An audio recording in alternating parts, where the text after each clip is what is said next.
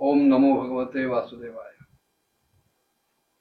परमभागवत उद्धव विदुरजींना भगवान श्रीकृष्णांचं चरित्र सांगतायत. त्या चरित्रातल्या काही लीला सांगतायत, पराक्रम सांगतायत. आणि हा विषय जरी पुढे भागवताच्या दशमस्कंधामध्ये भगवान श्रीकृष्णांचं चरित्र सांगण्याच्या निमित्ताने आलेला असला तरी इथे मुद्दाम उद्धवांच्या तोंडी अशासाठी घातलाय की जो खरा भक्त आहे ना तो भगवंताच्या कुठल्याही लीला विसरू शकत नाही. जो सतत भगवंताशी जोडलेला आहे त्याला भगवंताने दाखवलेल्या अनेक प्रकारच्या लीला जणू आत्ता समोर घडतायत अशा प्रकारे दिसत असतात. आणि म्हणून पुढे येणारं चरित्र त्याचं थोडक्यात दिग्दर्शन संसूचन व्यासाने उद्धवांच्या निमित्ताने केलंय. उद्धव पुढे सांगतायत की गोकुळातला वृंदावनातला रमणीय काल घालवल्यानंतर तिथेही अनेक असुरांचा वध केल्यानंतर दावाग्नी पानासारखे प्रसंग घडवून आणल्यानंतर भगवंत कंसाकडनं आलेल्या बोलावण्याचा स्वीकार करून बलरामांबरोबर अक्रूरांच्या रथातून मथुरेला गेले आणि अत्यंत उंच अशा आसनावर बसलेल्या कंसाचा भगवंतांनी वध केला. वास्तविक मामा आहे तो, पण मामा असला तरी दुष्ट प्रवृत्तीचा असल्यामुळं दुष्टवध दुर्जनांचा संहार हेच आपल्या अवताराचं मुख्य कारण असल्यामुळं भगवंतांनी तिथे नात्याचा विचार न करता कंसाचा वध केला. आपल्या आई वडिलांना सुखाचा अनुभव दिला आणि जरी परमात्मा असले, परमेश्वर असले, भगवंत असले तरी मानवी देहात आल्यामुळं सामान्य माणसांना सुद्धा ज्या गोष्टी करणं आवश्यक असतं तशा गोष्टी सुद्धा भगवंतांनी केल्या. आणि म्हणून अवंतीपुरीमध्ये सांदीपनी ऋषींच्या आश्रमात जाऊन त्यांनी 6 महिन्यात संपूर्ण अध्ययन केलं. 4 वेद षडंगासह 6 शास्त्र, इतिहास, पुराण सगळ्यांचा अभ्यास केला. एकपाशी असल्यामुळं त्यांना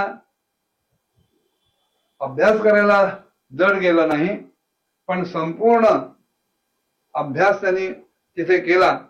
आणि गुरुदक्षिणा म्हणून सांदीपनी ऋषींचा जो मुलगा गेलेला होता, मृत झालेला होता, तो त्यांच्या पत्नीने मागणी केल्यामुळं त्या पंचजन नावाच्या राक्षसाच्या उदरातून म्हणजे यमपुरीतून त्यांनी परत आणून दिला.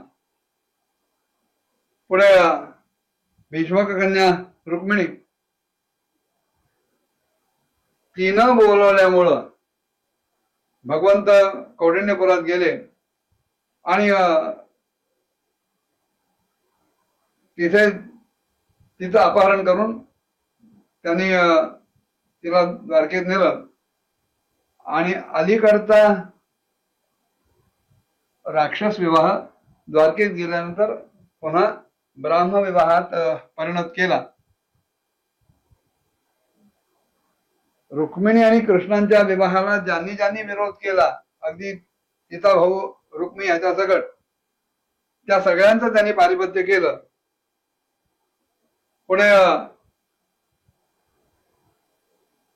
स्वयंवरामध्ये नागराजी तिला जिंकलं. त्यासाठी जो पण होता 7 दुर्दम्य अशा महिलांना एकाच वेळेला व्यसन घालून त्यांना कह्यात आणण्याचा तोही त्याने पण जिंकला.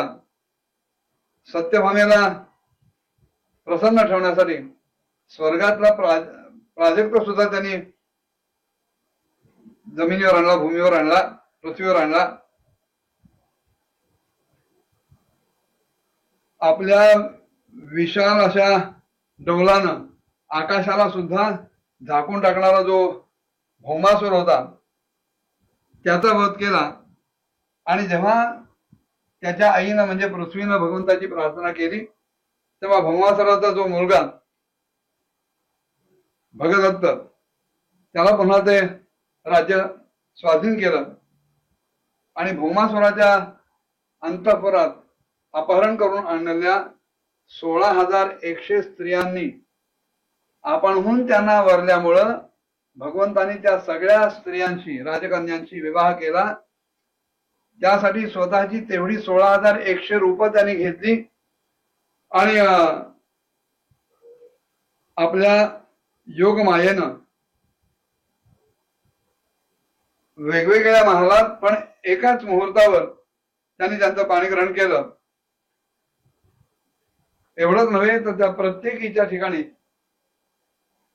10 मुलांना जन्म दिला.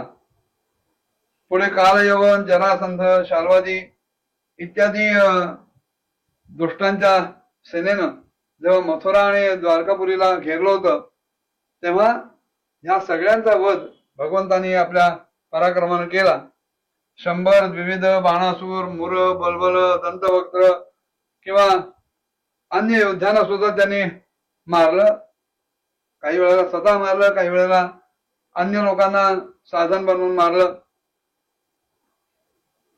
पुढे धृतराष्ट्र आणि त्याचे 100 पुत्र दुर्योधनादी हे जेव्हा अन्यायानं अधर्मानं वागायला लागले आणि पांडवांचं त्यांच्या अधिकारार्थ राज्य सुद्धा द्यायला त्यांनी नकार दिला, तेव्हा तिथे महाभारतीय युद्ध घडवून सगळ्यांना नेस्तनाभूत केलं.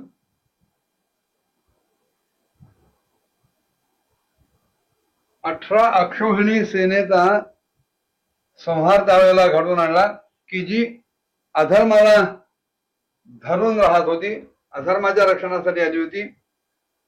कर्ण, दुःशासन, शकुनी यांचं पारिपत्य केलं.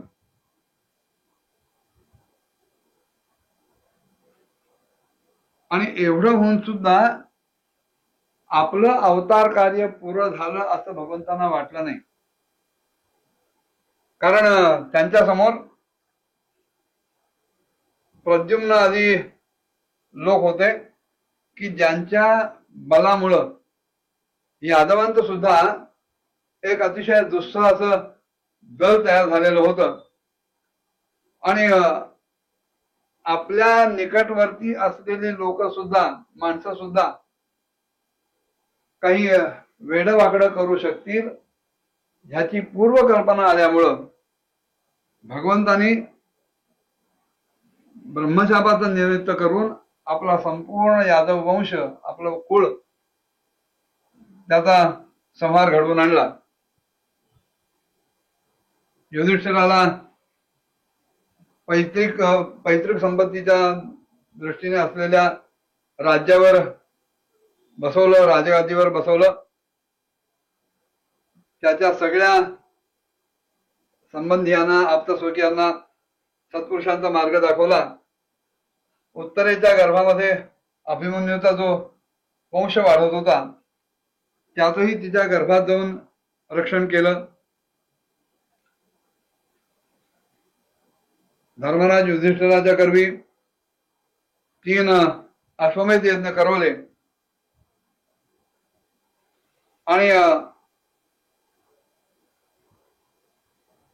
सगळ्यांच्या बरोबर आनंदात राहत पृथ्वीचं रक्षण करत ते कालक्रमणा करत होते. द्वारकेत राहून आणि वेदांची मर्यादा पालन करत भगवंतांनी सगळे भोग भोगले. पण तरी सुद्धा भगवंत कुठेही आसक्त नव्हते, कुठल्याही विषयात अडकले नाही. 16,108 विवाह करून सुद्धा भगवंत ब्रह्मचारीच होते. कारण कुठलाही विवाह त्यांनी स्वतःच्या देहसुखासाठी केलेला नव्हता. समोरनं प्रार्थना आली, विनंती आली, निमंत्रण आलं, आव्हान आलं म्हणून भगवंतांनी ते स्वीकारून ते विवाह केलेले आहेत. अतिशय गोड हसू, स्मितहास्य, अत्यंत प्रेमळ दर्शन, गोड वाणी अमृतासारखी, निर्मळ चरित्र आणि अतिशय सौंदर्यपूर्ण असं राहणं, याच्यामुळं भगवंतानी आपल्या श्री विग्रहानं लोक परलोक आणि विशेषतः यादवानं सुद्धा आनंदित केलं. आणि रात्री सुद्धा आपल्या प्रिय सखींना अनुराग युक्त होऊन समयोचित सुख दिलं. अनेक वर्षापर्यंत असा विहार करत करत गृहस्थाश्रम संबंधी सगळ्या भोग सामग्रींचा भोग घेतल्यानंतर त्यांच्या ठिकाणी वैराग्य निर्माण झालं. आणि त्या वैराग्यातूनच त्यांनी आपल्या अवताराची समाप्ती केली. हे करत असताना भगवंतानी आपल्या आचरणानं किंवा अन्य काही प्रसंग घडवून यादव कुमारांना सुद्धा सहज जाता जाता योग्य प्रकारचं शिक्षण दिलं.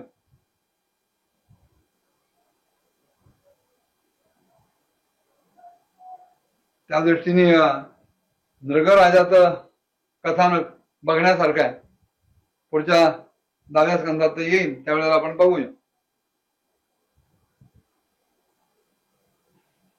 यादव कुळाचा नाश करण्यासाठी सुद्धा भगवंतानीच सगळ्यांना ती प्रेरणा दिली आणि सांबाला गर्भवती स्त्रीचा वेश देऊन सगळ्या तपपूत आचार संपन्न ऋषीमुनींची अवहेलना करण्याचा प्रसंग घडून आणला. आणि त्याच्यातून त्याने जो शाप दिला, त्यामुळं हा यादव संहार भगवंतानी घडवून आणला. पण हा संहार घडवून आणताना सुद्धा भगवंताच्या चित्तामध्ये कुठल्याही प्रकारे चांचल्य आलं नाही, विचलितता आली नाही. सगळ्यांनी भगवंताचं वंदन केलं. अशा अनेक कथा सांगत सांगत एक क्षणभर उद्धव थांबले. आणि मग पुढे काय घडलं पुढच्या भागात बघूया. ओम नमो भगवते वासुदेवाय.